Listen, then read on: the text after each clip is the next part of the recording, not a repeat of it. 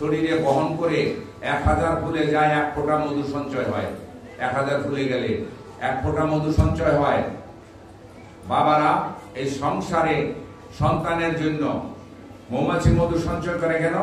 সন্তানের জন্য না, চাকের মধ্যে অসংখ্য সন্তান থাকে। তাহলে একটা বাবা এই রোদ বৃষ্টি উপেক্ষা করে সেই মৌমাছির মতো ক্ষত বিক্ষত হয়ে যায় না মধু সঞ্চয় করতে, টাকা মধু, যেটার জন্য সংসার চলবে, সন্তান বাঁচবে। তাই তো কত বিক্ষত হয়ে তারা কত দূরে দূরে যায়, কত বাবা পঙ্গু হয়ে ঘরে আসে সেই টাকা মধু সঞ্চয় করতে গিয়া, কত বাবা হাত ভেঙে আসে, আবার কত বাবা ফিরেও বিদেশে যায়, লাশ আসে না। সন্তানের জন্য তো গেল টাকা কামাইছে, লাশ হয়ে আসে, আর স্ত্রী পুত্র কন্যার মুখ দর্শন করতে পারে না। তাহলে এত আদরের সন্তান, সেই সন্তানের মুখে খাবার তুলে দেওয়ার জন্য সে আর ঘরে ফিরে আসতে পারলো না, মারা গেল। আবার অনেকে ঘরে ফিরে আসে, কত কষ্ট করে রোগ ব্যাধি হয়ে যায় খাটতে খাটতে। তাই এত আদরের সন্তান কি করবে? কাঁধে করে নিয়ে সন্তান সাত দিনে কোন পর্যন্ত? আপনাকে সঙ্গ দিবে শ্মশান পর্যন্ত। কি আত্মীয় স্বজন শ্মশান পর্যন্ত, ঘরের স্ত্রী ঘরের চৌকাঠ পর্যন্ত, যতটুকু সীমানা ততটুকু গোবর ছড়া দিবে, ঠিক নাকি? গোবর ছড়া দিয়ে বিদায় করবে। আপনার ঘর, আপনার বাড়ি, তিলে তিলে ঘোরা সংসার। 21,600 বার 6 ঘন্টা যে পাখিটা আসা যাওয়া করতেছে, পাখিটা বের হয়ে আর ভিতরে যায় নাই, আপনি অমঙ্গল হয়ে গেলেন। আপনাকে ঘর থেকে তাড়াতাড়ি, আপনার ঘর থেকে, আপনার দালান থেকে তাড়াতাড়ি আপনাকে বের করে কোথায় নিবে? 1 তলা 2 তলা 7 তলা করে দিলেন যাদের, কিন্তু 7 তলায় আপনার ঠাই হবে না, আপনার ঠাই হবে তুলসী তলায়, না কোথাও। তাহলে এত আদরের সন্তান, সেও কাঁধে করে শ্মশান পর্যন্ত নিবে। শ্মশান পর্যন্ত নিয়া মুখে আগুন দিয়ে, মুখাগ্নি নয়, মুখাগ্নি এক জিনিস, মুখে আগুন দেওয়া আরেক জিনিস। এই প্রশ্নটা করছে আমার ব্যাগের হাঁটি, আমার জীবনে এই প্রশ্ন কেউ করে নাই। ওখানে বলছিল একটা লোক যে মুখে আগুন দেওয়া আর মুখাগ্নি কি এক? সবাই জানে, কিন্তু এটা এক নয়। মুখাগ্নি একজন আর মুখে আগুন দেয় আরেকজন। মুখাগ্নি হয় না। মুখাগ্নি যদি করতে পারে ওই মাতা পিতার যত পাপ থাক সাথে সাথে গোলক প্রাপ্তি হয়ে যায় যদি মুখাগ্নি হয়। আর মুখে আগুন দেওয়া হলে তার কর্মফল ভোগ করতে হবে আরেকজন, আর ওই মুখাগ্নি করলে তার কর্মফল শেষ, ওই জন্য বিশেষ উদ্ধার হয়ে যায়। এই জন্য দুইটা জিনিস। যাই হোক, তাহলে এত আদরের সন্তান ছাই করে আসলো আপনাকে, প্রাণটা চলে যাওয়ার পরে দুইটা নয়নে যে দেয়, কি দেয়? এরই তো দেয় নাকি? কেন দেয়? শ্যামকুণ্ড রাধাকুণ্ড। তুলসী দিলে অনেক পাপ ক্ষয় হয়, শ্যামকুণ্ডে রাধাকুণ্ডে দিলে। এই দেহে বৃন্দাবন আছে, কোন জায়গায় আছে আদৌ কেউ বলতে পারবেন না, কেউ বলেও না। গান করেন তো, দেহের মাঝে আছে রে মন গোলক বৃন্দাবন। আসেনি গানটা? অনেক পুরানা গান, আগে গাইতাম অনেক, এখন গাওয়া পড়ে না, ওই আসর পাই না, গাই না। যাই হোক, এই দেহের মধ্যে বৃন্দাবন আছে, বৃন্দাবনে যা আছে দেহ মাঝে আছে। এই জন্য বলছে দেহ মধ্যে আছে রে মন গোলক বৃন্দাবন। জানি না, জানলে ওই বৃন্দাবন যাওয়া লাগে না। যাই হোক, তাহলে মুখাগ্নি একটা, মুখে আগুন দেওয়া আরেকটা। এখন ছেলে কি করলো? মুখে আগুন দিয়ে ছাই করে চলে আসলো। এত আদরের সন্তান, আত্মীয় স্বজন চলে আসলো। আর পরিবার কি করলো? চৌকাঠ পর্যন্ত গোবর ছড়া দিল। শেষ, আপনার আমার লীলা সাঙ্গ হয়ে গেল। আচ্ছা, এখন শ্মশানের পরে এইটা কি ছেড়ে আসে না থেকে যায়? এটা তো সাথে করে নিয়ে যায়, আমার আপনার সঙ্গে যাবে না। এটা তুলসী। এরপরে দাহ কার্য করার পরে ছেলেও আসবে, আত্মীয় স্বজন সবাই ফেলে চলে আসবে, কিন্তু তুলসী আপনাকে ছেড়ে আসবে না, যাবে না। আপনাকে ছেলে নাই, কে আপন? তুলসী না? তাহলে সংসারে সব করলাম, একটা তুলসী বৃক্ষ আমি রোপণ করতে আমার সময় হইল না, যে আমার পাশে থাকবে। এই জন্য না, যতদিন জন্ম নিব ততদিন এই তুলসী আমাকে ছেড়ে, আপনাদের ছেড়ে যাবে না, জন্মে জন্মে থাকবে, থাকবে না? জন্ম নিলে তো মৃত্যু, মৃত্যু নিলে জন্ম, তাহলে তুলসী কোনোদিন আপনাকে ছেড়ে যাবে না। এই জন্য তুলসীর সেবা যত্ন আগে করতে হয়। সন্তানও চলে আসবে শ্মশান থেকে, তুলসী চলে আসবে না। এক ভক্ত তুলসীকে ভালোবেসেছিল, তুলসীকে ভালোবেসেছিল, মৃত্যুর পরে ঝড় বৃষ্টি, আগে শ্মশান ছিল বেশিরভাগ অনেক দূরে বিলে, তাই না, দূরে থাকতো শ্মশান, এখন তো কাছে কাছে হয়েছে। তখন সবাই গেছে, ঝড় বৃষ্টি আসতেছে, তারা ফেলে রেখে সবাই চলে আসছে। ওই লোকটা কোনো ভজন করে নাই, পুকুর পাড়ে পেয়েছিল ছোট্ট একটা বৃক্ষ তুলসী, বাড়িতে এনে রোপণ করে সেবা যত্ন করার পরে বট বৃক্ষের ন্যায় দিয়েছে, অনেক আদর যত্ন করতো, মায়া ছোট্ট থেকে বড় করছে তো আদরে, এখন অনেক হয়েছে। যখন সে মারা গেল, মারা যাওয়ার পরে সবাই চলে আসলো, ঝড় বৃষ্টি দেখে ফেলে রেখে আসলো, কিন্তু সেই তুলসী দেবী আর গোলকে থাকতে পারলো না। গোবিন্দের চরণ সেবা ছেড়ে দিয়ে তুলসী ভক্তের কাছে চলে আসলো, ওই শ্মশানে চলে এসে তার উপরে ছায়া দিয়ে রাখলো।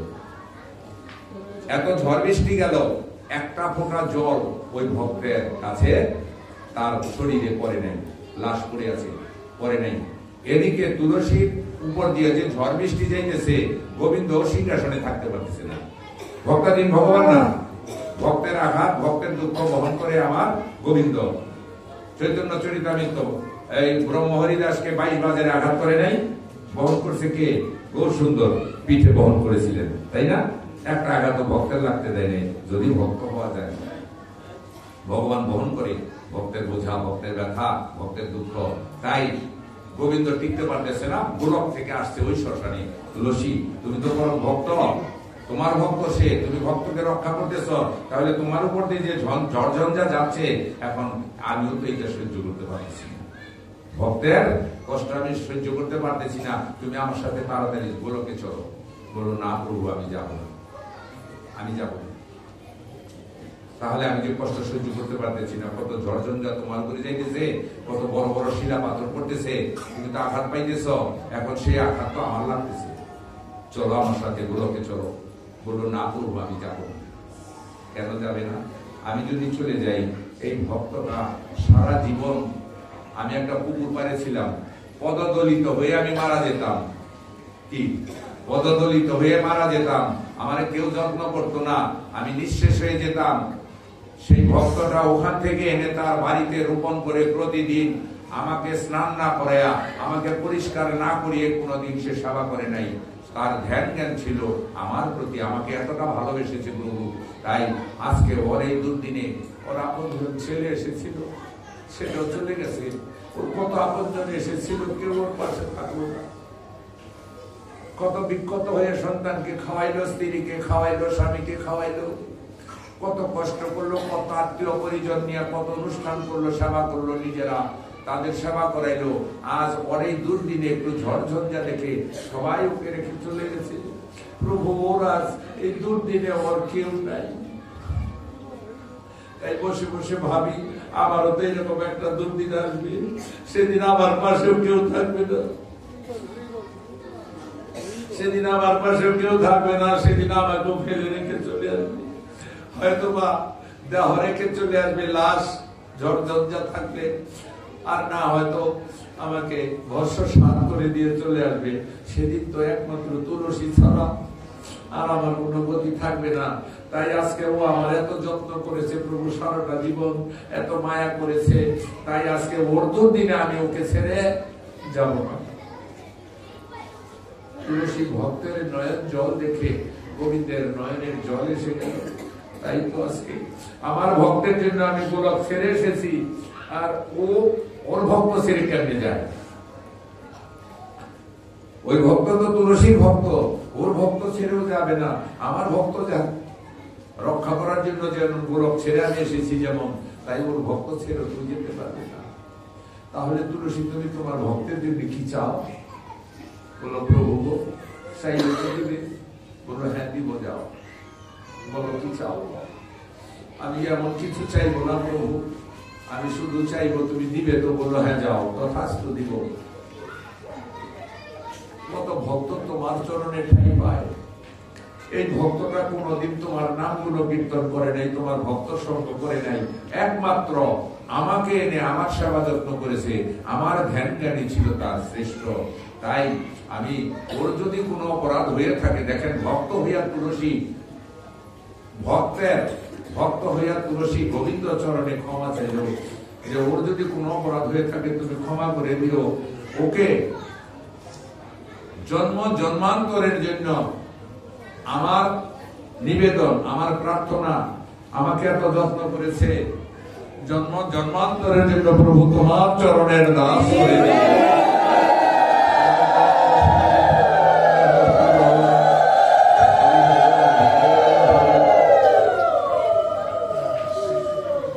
যেদিন চলে যাবে দেহটা, সেদিনও তো তার মতো হয়ে যাব আমি। সেদিন আপন বলতে আর কেউ থাকবে না, সেদিন আপন বলতে আর কেউ থাকবে না। হরে গোবিন্দ তুলসী বিনে সেদিন আমার আপন বলতে আর কেউ থাকবে না। ওরে একা একা যাইতে হবে,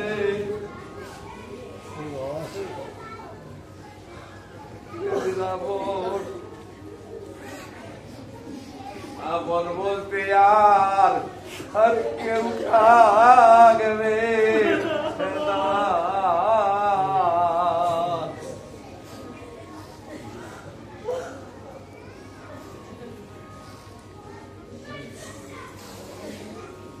ওরে পুত্র কন্যা বিদায় দিবে, ওরে আপন বলতে আর কেউ থাকবে না। ওরে জন্মের মতো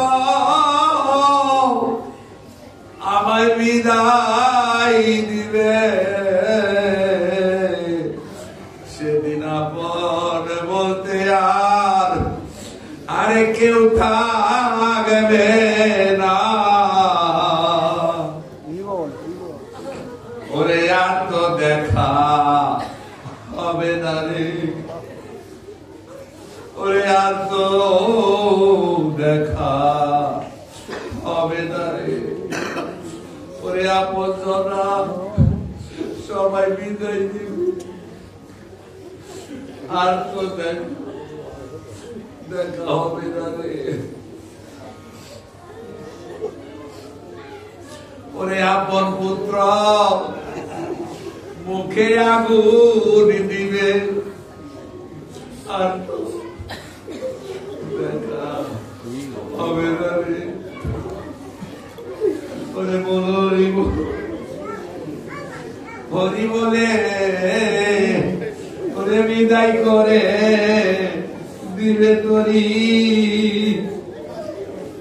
ওরে বলবে মুখে হরি হরি, ওরে বিদায় করে দিবে এই দেহ তরি। সবাই বলবে ওরে হরি হরি, ওরে বিদায় ও মাগো ও মা মাগো ও মা মাগো ও মা ও মাগো ও মা। এই বিদায় করে দিল এই দেহ তরি, আমি আর তো ফিরে আসবো না গো। বিদায় করে দিবে তরি, সেদিন সঙ্গের সাথী কেউ হবে না।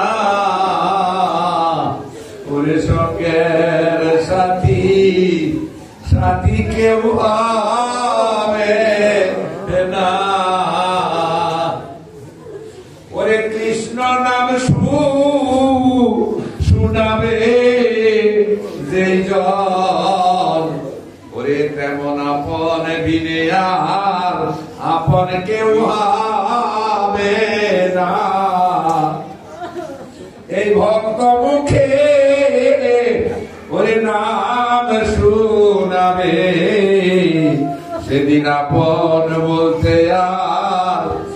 আর কেউ থাকবে না।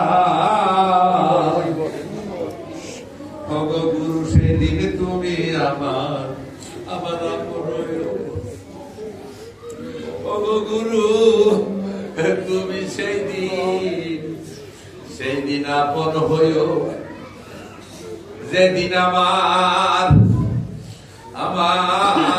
বিদায় বেলা, সেদিন তুমি আমার আপন হইও। ওগো যেদিন তুলসী তলায় ওগো শোয়াইবে, ওগো তোমরা